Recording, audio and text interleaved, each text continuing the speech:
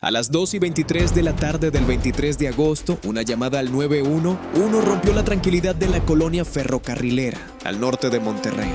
Había personas heridas por arma de fuego dentro de una vivienda sobre la calle Miguel Seabasta, entre Ferrocarrilera y Estación. Cuando llegaron los cuerpos de emergencia, encontraron una escena difícil de entender. Un matrimonio estaba muerto, una de sus hijas había resultado herida, y faltaba alguien de la familia, el hijo. Los fallecidos fueron identificados en reportes periodísticos como María del Carmen Vázquez, de 58 años, y Juan Manuel Loredo, cuya edad fue reportada de manera distinta en las primeras horas. Algunos medios señalaron 60 años y otros 66. Ambos presentaban heridas de bala en el rostro. Una hija del matrimonio, reportada entre 24 y 25 años, sobrevivió lesionada. Dentro de la casa también habría estado el novio de la joven. Pero aquí viene lo verdaderamente perturbador. La principal línea de investigación de la Fiscalía señala que el responsable podría ser el propio hijo de la pareja, un hombre identificado en versiones periodísticas como Jesús, alias El Chucho.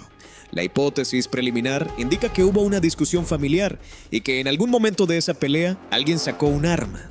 La Fiscalía todavía tiene que establecer exactamente qué ocurrió y quién disparó.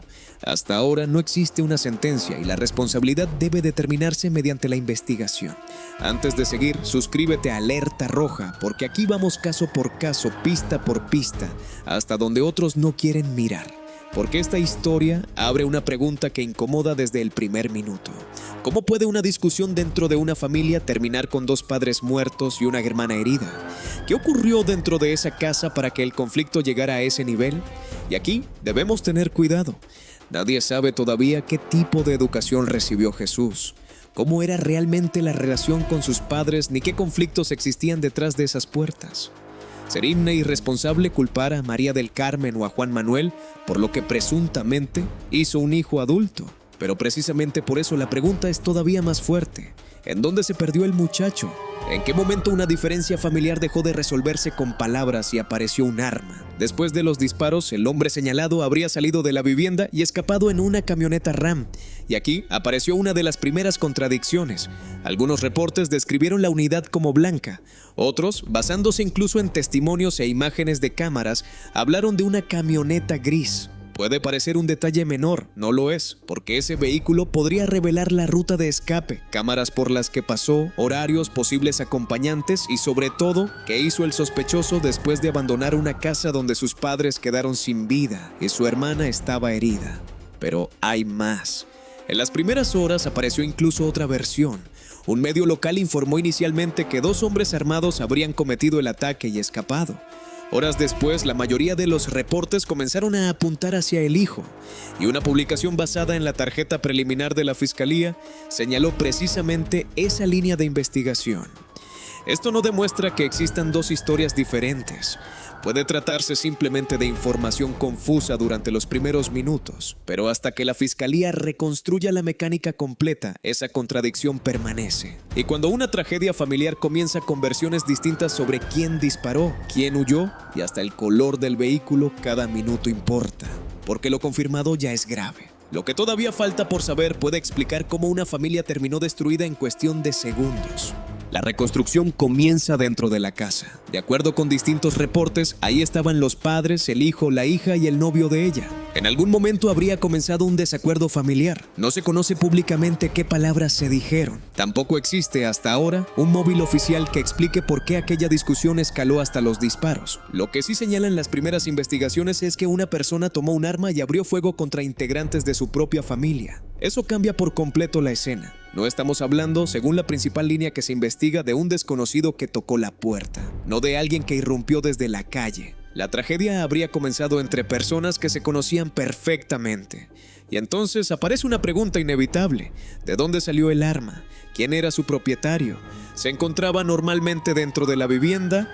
¿Alguien llegó armado? ¿Hubo amenazas antes de los disparos? ¿Existían antecedentes de violencia dentro de esa familia? Hasta ahora, esas respuestas no son públicas. Los vecinos reportaron diversas detonaciones. Cuando llegaron los paramédicos, María del Carmen y Juan Manuel ya no tenían signos vitales. La hija sí pudo recibir atención médica. Mientras Fuerza Civil, agentes ministeriales, ejército y personal de servicios periciales aseguraban el área, el hombre señalado en las primeras indagatorias ya no estaba ahí. Y si quieres seguir entendiendo cómo se conectan estas piezas, suscríbete a Alerta Roja, porque esta historia todavía no termina y cada nuevo dato puede cambiarlo todo, porque ahora viene un antecedente delicado. Según una versión periodística basada en información extraoficial, Jesús, alias El Chucho, habría salido meses atrás de un penal estatal, después de permanecer recluido por delitos relacionados con drogas y posesión de armas de fuego. Atención, hasta ahora ese antecedente no está confirmado en la información oficial que hemos podido revisar, por lo que no puede presentarse como un hecho definitivamente establecido. Pero si esa información llega a confirmarse, la pregunta sería enorme. Si una persona con un posible antecedente relacionado con armas regresó a un entorno familiar, ¿qué ocurrió después? ¿Había señales de riesgo? ¿Alguien sabía que podía tener acceso nuevamente a un arma? ¿Existieron amenazas anteriores? Y aquí regresamos a las preguntas que muchas familias se hacen después de una tragedia así. ¿Qué educación pudo haber recibido? Pero esa pregunta no debe convertirse automáticamente en una acusación contra sus padres. Los padres pueden enseñar límites, respeto, responsabilidad y valores. Y aún así, un hijo adulto puede tomar decisiones violentas por las que únicamente él deberá responder. Por eso, quizá la pregunta más precisa sea otra. ¿En dónde se perdió este muchacho? ¿Qué ocurrió entre la infancia, la juventud y ese momento en que presuntamente un conflicto familiar terminó a balazos? Esto no cierra. También existe una diferencia en los horarios. Algunas publicaciones colocan la llamada de emergencia alrededor de las 2:23 de la tarde. Una tarjeta preliminar de la Fiscalía citada por Cuadratín ubica el reporte alrededor de las 3:01. Esa diferencia podría explicarse por distintos registros de atención o por información inicial todavía en proceso de confirmación. Pero una investigación seria deberá fijar una cronología exacta. Hora del primer disparo, hora del 911, hora de salida de la camioneta, ruta de escape, cámaras, teléfonos, mensajes y la declaración de la hermana sobreviviente. Porque ella podría ser una de las personas clave para explicar qué detonó realmente aquella discusión. Y aquí viene lo extraño. Mientras una familia quedaba destrozada dentro de una vivienda, el presunto responsable habría conseguido desaparecer de la escena. La pregunta ya no era solamente por qué ocurrió, ahora también era hacia dónde huyó Jesús y qué llevaba consigo. Hay 3 escenarios que la investigación tendrá que separar con evidencia, no con rumores. El primero es el que menos se puede descartar mientras las indagatorias sigan abiertas. Que la información inicial sea incompleta y que el papel atribuido al hijo no corresponda exactamente con lo sucedido. Recordemos que uno de los primeros reportes llegó a hablar de 2 atacantes, mientras posteriores versiones y la principal línea de investigación se enfocaron en el hijo. Si la evidencia balística, los testimonios o las cámaras contradicen esa línea, el caso tendría que cambiar. Esto no prueba inocencia, pero sí obliga a no condenar antes de que las pruebas hablen. Segundo escenario, una discusión familiar que escaló de manera brutal era impulsiva. No necesariamente habría existido un plan previo. Una persona con acceso a un arma pudo perder el control durante la confrontación y convertir segundos de ira en una tragedia irreversible. Para probarlo, habría que reconstruir posiciones, número de disparos, trayectoria de los proyectiles, distancia entre agresor y víctimas y testimonios de quienes estuvieron dentro. Pero hay una tercera posibilidad, la más oscura, que la discusión no explique todo. Que existieran amenazas, resentimientos o conflictos anteriores que todavía no han salido a la luz. Que el arma no apareciera casualmente en medio de la pelea. Que alguien hubiese llegado preparado para usarla. Hasta ahora no está confirmado, y justamente por eso la Fiscalía tendría que revisar el teléfono del sospechoso, llamadas anteriores, mensajes borrados, ubicación del dispositivo, cámaras cercanas, propiedad del arma y movimientos de la camioneta. Si esa línea revelara preparación previa, entonces el caso cambiaría por completo. También será fundamental saber exactamente qué ocurrió con la germana. ¿Intentó intervenir? ¿Fue atacada directamente? ¿Quedó en medio de los disparos? Ella sobrevivió a una escena en la que perdió a sus 2 padres y podría guardar la pieza que falta para comprender la mecánica del ataque. Pero detrás de la parte criminal queda una pregunta todavía más dolorosa. ¿Cómo llega una familia a esto? Padres, hijo, hermana, personas que probablemente compartieron mesa, cumpleaños, problemas, alegrías, discusiones y años enteros bajo el mismo techo. Y en unos segundos, según la principal hipótesis, todo terminó en disparos. ¿Qué educación pudo haber recibido Jesús? No lo sabemos. Sus padres son responsables de lo que presuntamente hizo. No existe absolutamente ningún elemento público para afirmarlo. Entonces la pregunta quizás sea todavía más inquietante. ¿Qué ocurre en una persona para cruzar esa frontera? ¿Dónde se perdió el muchacho? ¿Hubo señales que nadie entendió?